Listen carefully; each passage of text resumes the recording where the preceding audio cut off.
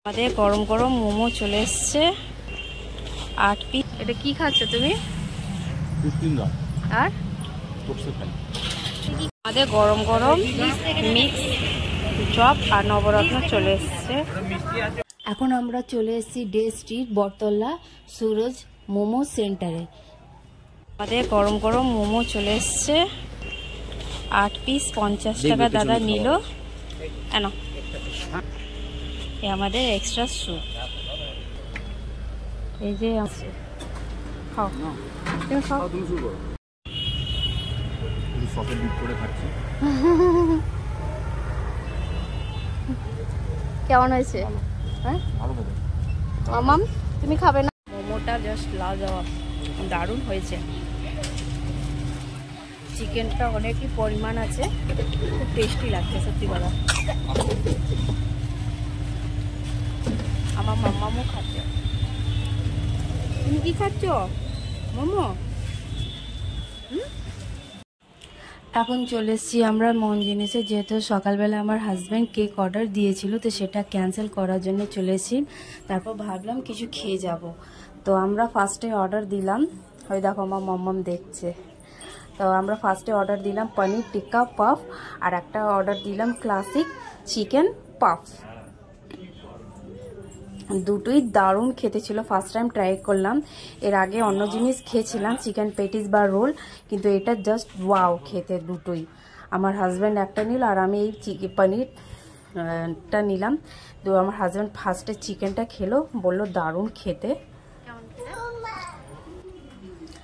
Husband খেলো, বললো just wow ছিল। আর আমার মেয়েকে দেখো, আমার মেয়ে আমার থেকে কেড়ে নিচ্ছে, ও খাবে।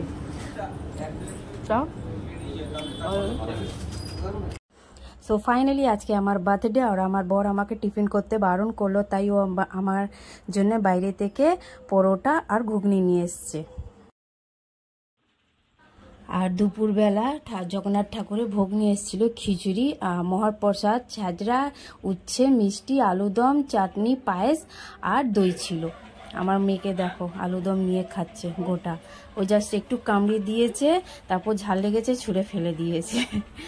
প্রসাদটা খুবই সুন্দর ছিল খেতে, সবাই একটু একটু খেয়েছে। আমার মেয়েকে দেখো আলু খাচ্ছে কিভাবে। তো এই আর কি, সকাল থেকে এই চলছিল আমাদের খাওয়া দাওয়া।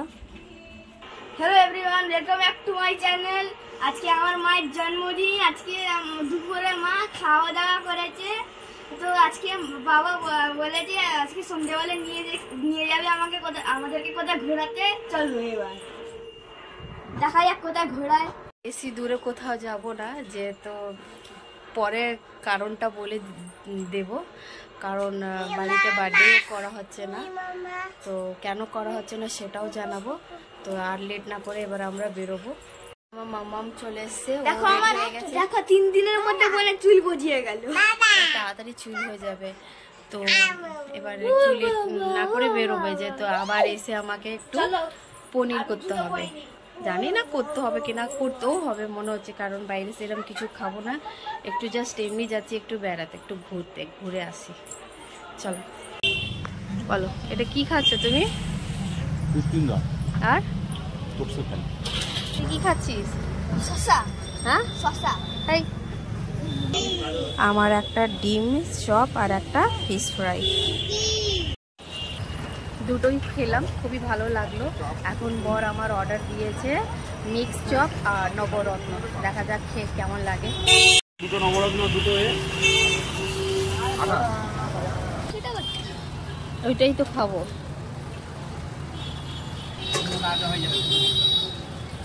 আমাদের গরম গরম মিক্স চপ আর নবরত্ন চলে এসছে।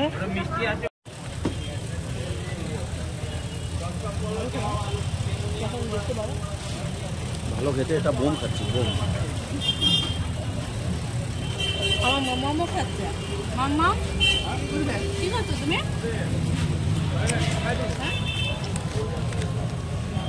দারুণ টেস্ট। কেমন খেতে? নবরত্ন। এখন আমার বর ফ্রাইড রাইস নিচ্ছে, পনির বানাবো, তাই না? সব কিছু খাওয়ার পর গরমে একটা আইসক্রিম তো হবে, তাই না? কেমন করছে, আইসক্রিম খাচ্ছে। আমার মেয়ে দেখো প্যাকেটটা আমার গায়ে ফেলে দিয়ে। এখন আমরা বাড়িতে চলে এসেছি। তো ব্যাপারটা হচ্ছে যে মানে আজকে আমার বার্থডে, তো হাজব্যান্ড আমার কেক অর্ডার দিয়েছিল, তো আমি কেকটা ক্যান্সেল করিয়ে দিয়েছি। আর দুপুরবেলা ঠাকুরের ভোগ লাঞ্চ করলাম। জগন্নাথ বল্লভপুরে ঠাকুরে ভোগ অর্ডার দেওয়া ছিল, বাট কোনো কারণও তারা ফোন করে জানালো যে আজকে ভোগ হচ্ছে না। তো জগন্নাথ মন্দিরে ভোগটা আমার বর নিয়ে এলো, তো ভোগটা খেলাম দুপুরবেলা, ওইটা লাঞ্চ করলাম। আমার মেয়ে মাঝে মাঝে এত বায়না নিচ্ছে যে আমি কি বলবো। ওই অ্যালোভেরা জেলের ডাব্বাটা ওকে খুলে দিতে হবে, ও পুরো অ্যালোভেরা জেল ঘাটবে। তো হ্যাঁ, ব্যাপারটা হচ্ছে যে আমার বাবার কালকে বাৎসরিক কাজ, মানে 1 বছর হবে।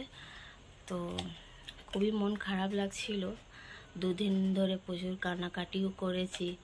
এবার ভালো লাগছিল না, যে বর বললো রেস্টুরেন্টে খেয়ে আসি, বলে কিচ্ছু খেতে হবে না, তুমি পনির নিয়ে এসো, আমি বাড়িতে পনির করে দিচ্ছি আর রাইস করে দিচ্ছি। তো বললো যে রাইস করতে হবে না, আমি রাইস কিনে নিয়ে আসছি, তুমি শুধু পনিরটা করে দাও। হ্যাঁ ঠিক আছে। তো একটা কেমন লাগতো না যে কালকে বাপ মারা গেছিল কালকে দিনে, আর আমি আজকে বসে কেক কাটছি। সেই জন্যে না থাক, আগে বছরও সেম জিনিস হয়েছিল, যে বাবা তখন বেঁচে, ঠিক আমার জন্মদিন আগের দিনে শুভ নববর্ষ ছিল, মা বাবাকে কাছে গিয়েছিলাম, প্রণাম করেছি। আমার ছেলে মেয়ে প্রণাম, আমার মেয়ে তখন 5 মাস ছিল, বলো। তো 7-8 মাস ছিল, তো নমস্কার করছি। হ্যাঁ 7-8 মাস ছিল। তো দেখা করেছিলাম। তো আমার বাবা কিছু এমন একটা কথা বলেছিল যেটা আমি শেয়ার করব না কাউকে, আর জানাবোই না। সেটা একমাত্র বাবা আমাকে আমার কানে বলেছিল, যেহেতু কথা বেরোচ্ছিল না, খুবই শরীর খারাপ হয়ে গেছিল মানুষটা।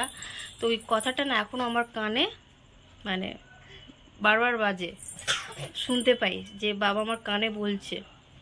আর আমি খুব ভরসা করেছিলাম সেই মানুষদের উপর, কিন্তু মানুষগুলো এতটা বাজে বেরোবে, আমার ধারণাটা ভুল ছিল। আমি যে বিশ্বাসটা আমার বাবাকে দিলাম, কি বাবা তোমাকে চিন্তা করতে হবে না, সে মানুষটা একদমই ভালো না তারা।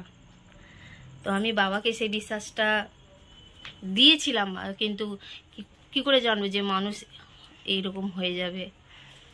টাইম সবারই আসে, তাই না? যেমন বলে না, घड़ी का कांटा भी घूरता है, पृथ्वी भी घूरता है, कृष्ण जी का सुदर्शन चक्र भी घूरता है। तो सेम মানুষের টাইমটাও ঘুরবে।